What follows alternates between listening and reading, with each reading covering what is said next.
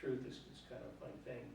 But I went through a number of different steps in arriving at where I'm at. The reason I went to college was I was laid off. I was working in a steel mill where all my brothers worked, and I was laid off, so why not go to college? Seems like a good option.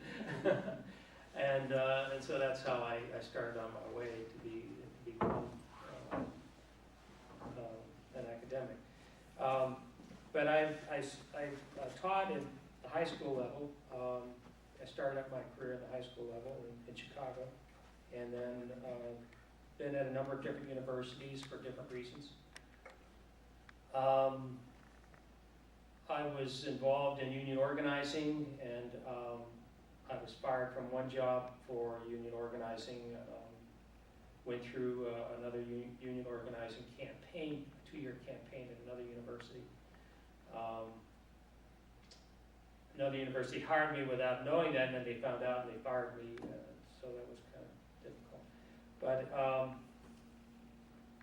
I have been involved in various kinds of activism throughout most of my life and throughout my career, and have been very much interested in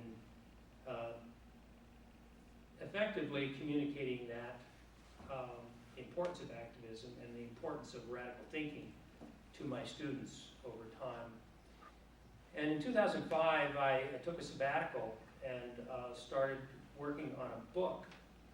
I decided that one of the best ways of having an impact on the world in terms of radical thinking would be to write a textbook that could be used not only by myself, because I was teaching a lot of students at the time, but also by other people. And so in 2005, I took a sabbatical and wrote the better part of a textbook, and commenced to try to find a publisher. And when Ellen Bacon, I had a pretty good working relationship with one of the editors and representatives from Ellen Bacon, and when they found out that I had this book in the works, they actually courted me because they knew I was teaching these large auditorium sections of sociology, and so the editor actually took me out to dinner. The chief editor and commissioning editor took me out to dinner, and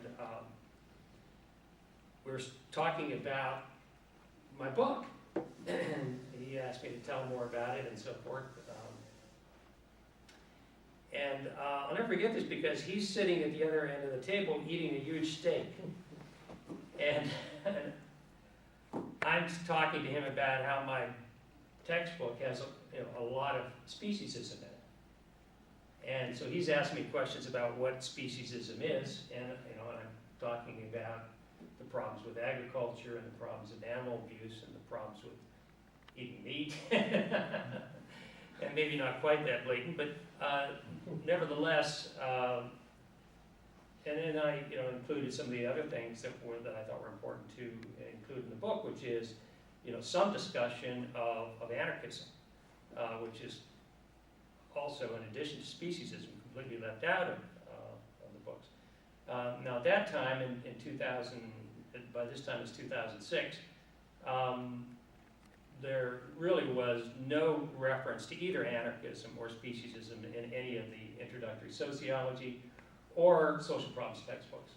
Okay, so needless to say, this fellow was pretty flipped out by what he had just heard, and so I'd like to read you a letter that I got from him shortly after that, if I may. So, dear John, I spent some time last week reading over the material for your proposed social problems text.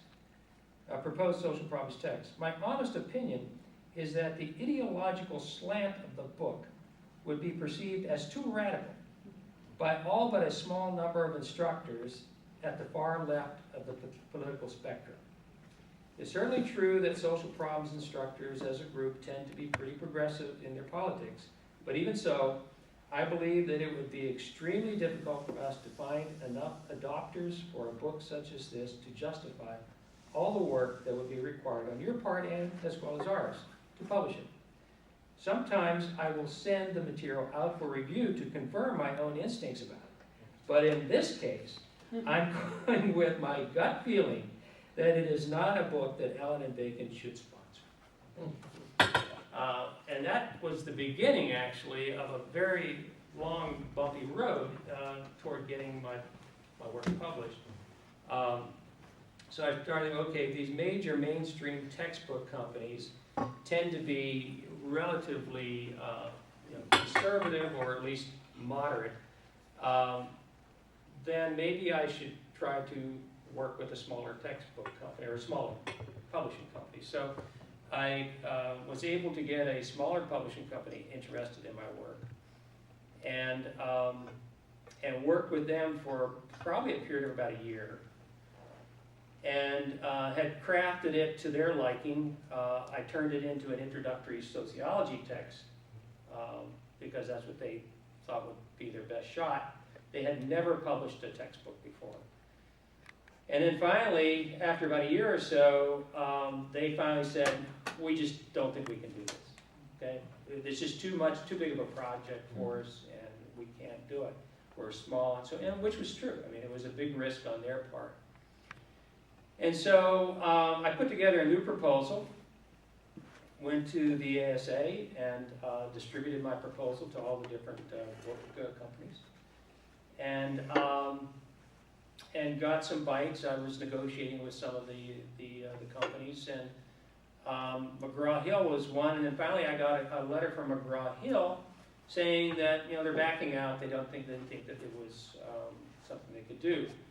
And then shortly thereafter, I got a call from McGraw-Hill professional editor.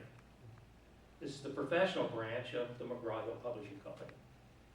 And they asked me if I would be interested in doing a professional version of an introductory textbook as part of a series that they do called Demystify.